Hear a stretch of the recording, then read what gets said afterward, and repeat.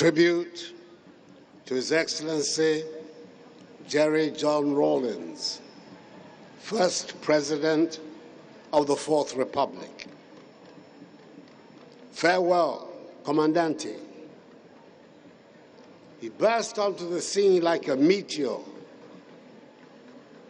but a meteor that did not burst into flames and disintegrate like all meteors do. On the contrary, it remained potent until the very end of its life, leaving strong footprints in the sands of time.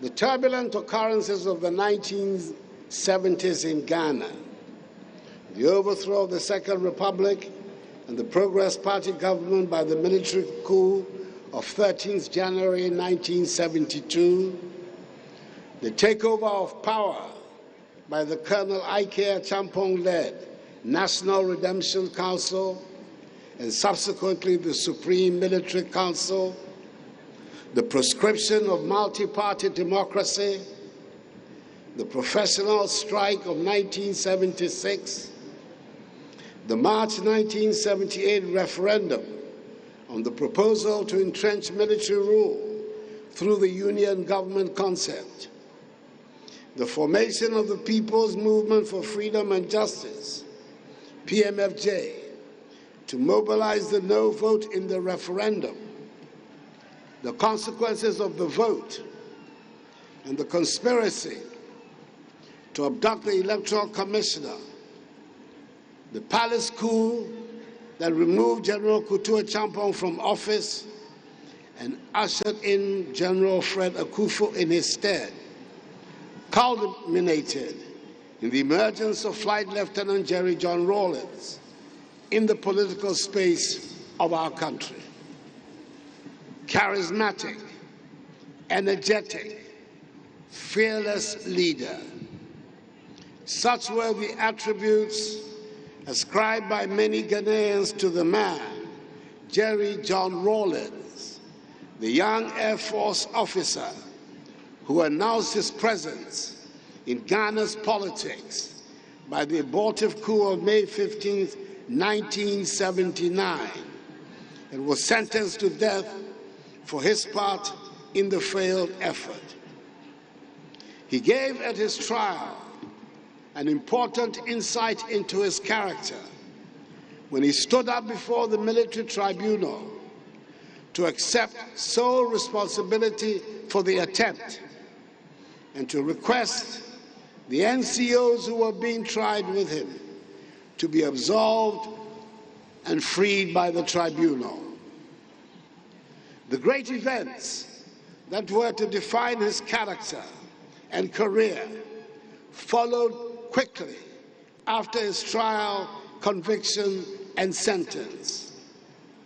3 weeks later, whilst awaiting execution of his sentence, he was dramatically freed from prison by the insurgents of what has come to be known as the June 4th uprising, when junior officers and other ranks of the Ghana Armed Forces banded together to throw out the Supreme Military Council and install the Armed Forces Revolutionary Council, AFRC, headed by Flight Lieutenant Jerry John Rawlings. Thereafter, JJ to all and sundry in Ghana. It is no wonder that he came to regard June 4th as, quote, that defined day, unquote. He re-emerged as chairman of the Provisional National Defense Council, PNDC, when he led a successful coup that brought the short-lived Third Republic to an end on 31st December 1981.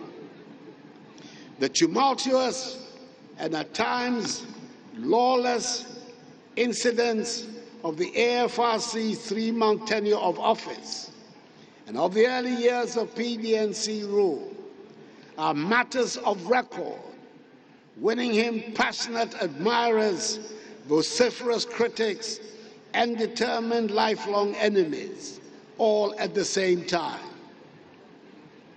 He was the longest-serving ruler in our history, 11 years as a military leader and 8 years as a twice-elected civilian president, making 19 years in all.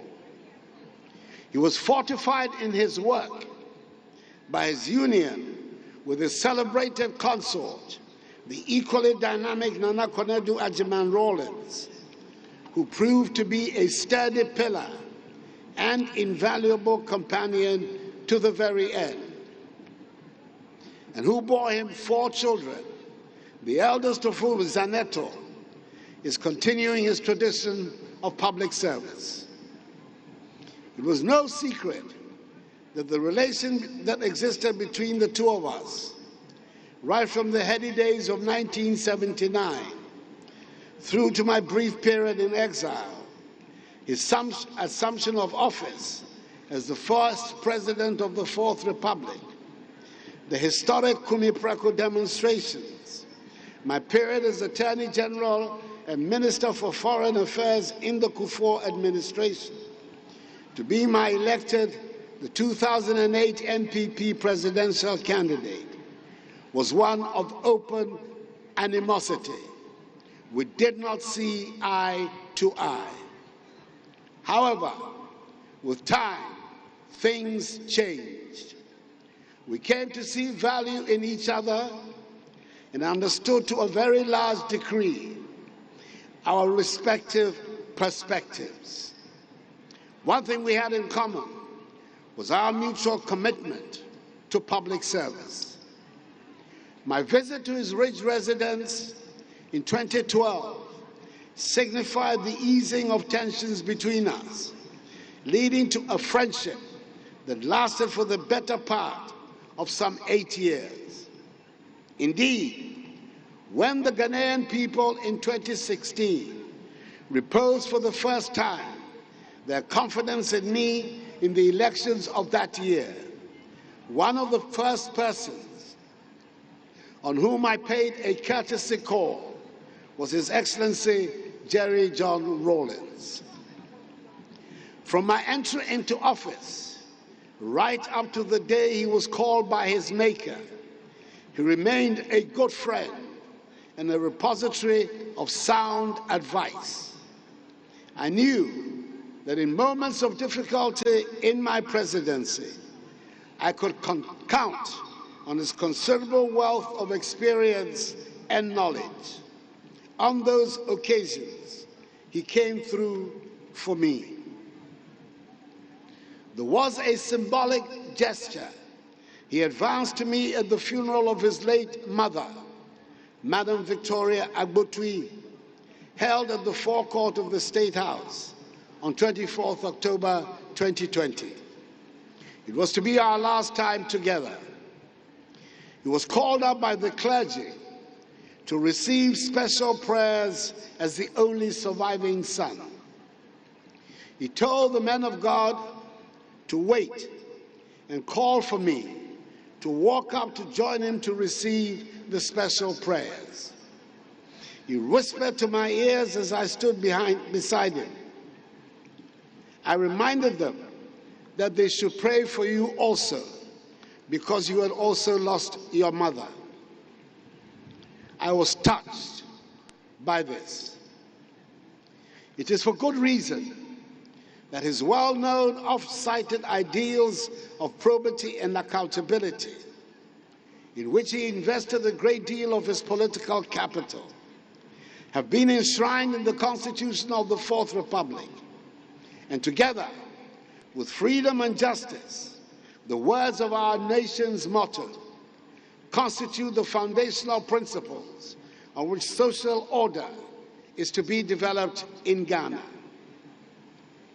There are many who acknowledge him as the founder of the Fourth Republic, a republic which has proved to be the most enduring and stable in our history, and which has witnessed 8 successive elections, 3 peaceful changes of government from one party to another, and 5 presidents. for all his revolutionary antecedents, he set in 2001 the enviable precedent which has since guided our country of respecting the two-term limit of the presidency and superintending the orderly transfer of power to his democratically elected successor. Whilst he was with us, he respectfully declined an offer I made to him in 2017 to have the University of Development Studies Tamale, UDS, which he personally helped establish, named after him. His reason was that, in adhering to a long-standing principle, he did not want to have any national monument or facility named after him. 2 days after his passing, at the 21st congregation of UDS, I expressed my strongest convictions, in spite of his reservations, that such an honor should be accorded him. I am glad that this has found favor with his family, and the necessary formalities will be carried out to achieve this. That is, the Jerry John Rawlings University of Development Studies, Tamale.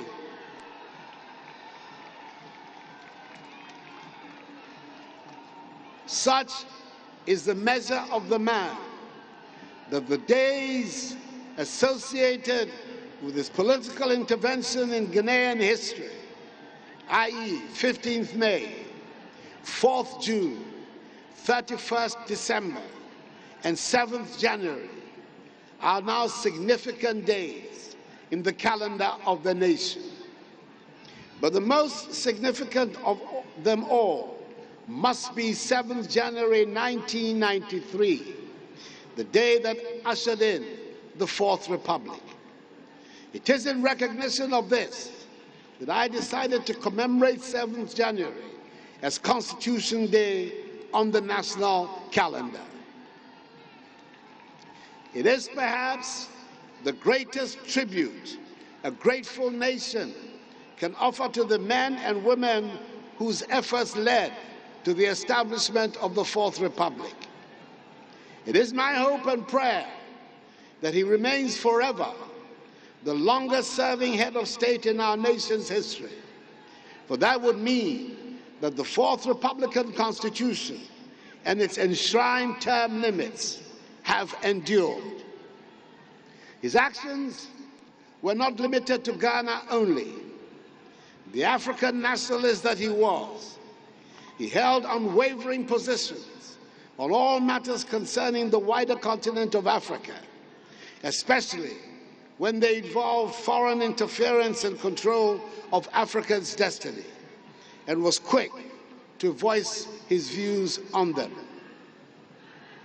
His chairmanship of the ECOWAS Authority of Heads of State and Government set the example whereby virtually all his successors, John Agyekum Kufuor, John Dramani Mahama, and I, the second, fourth, and fifth presidents, respectively, of the Fourth Republic, have been honored by their peers with the occupancy of that high office, reinforcing the Pan-African vocation, which has been an essential element of Ghanaian public policy since independence.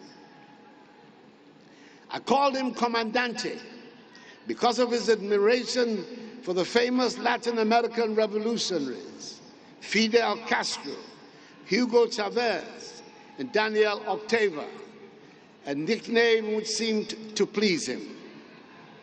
I believe that history on balance will be kind to him and will render a positive verdict on his contribution to the evolution of our nation and the entrenchment of its democratic institutions and culture. It is entirely appropriate and fitting that he should receive a state funeral with full honors to express the gratitude of the nation for that contribution. My wife Rebecca and our children join me in expressing our sincere, heartfelt condolences to his beloved wife, Nana Konedu, his children, Ezanato, Yasantua, Amina, and Kimathi, and his entire families for their great loss of one of the outstanding figures of modern Ghanaian history, a man whose sense of humor was truly infectious. Comandante, rest and abide in perfect peace in the bosom of the Almighty until we all meet again on the last day of the resurrection. Farewell, God bless, and thank you for all your help.